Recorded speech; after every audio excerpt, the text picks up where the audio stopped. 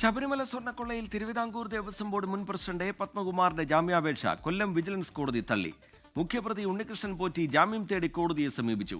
കേസിൽ കോൺഗ്രസ് നേതാവ് രമേശ് ചെന്നിത്തലയുടെ മൊഴിയെടുക്കുന്നത് പ്രത്യേക അന്വേഷണ സംഘം ഞായറാഴ്ചത്തേക്ക് മാറ്റിയിട്ടുണ്ട്.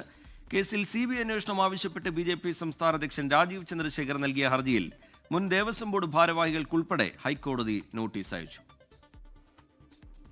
ശബരിമല സ്വർണ്ണക്കൊള്ളയിൽ രജിസ്റ്റർ ചെയ്ത കട്ടിളപ്പാളി കേസിലാണ് ജാമ്യം തേടി തിരുവിതാംകൂർ ദേവസ്വം ബോർഡ് മുൻ president A Padmakumar Kollam vigilance കോടതിയെ സമീപിച്ചത്.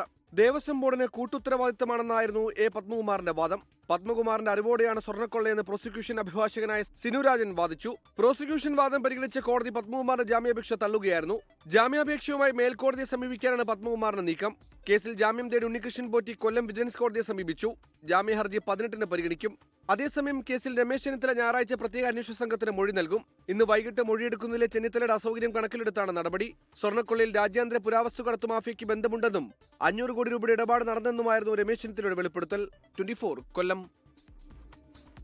ലോകത്തെവിടെയായാലും ഏത് സമയത്തും 24 വാർത്തകളും ഓഗ്മെന്റഡ് റിയാലിറ്റി പാക്കേജുകളും എക്സ്പ്ലെയിനറുകളും വിശദമായി കാണാൻ ഞങ്ങളുടെ YouTube ചാനൽ നിങ്ങൾക്ക് സബ്സ്ക്രൈബ് ചെയ്യാം.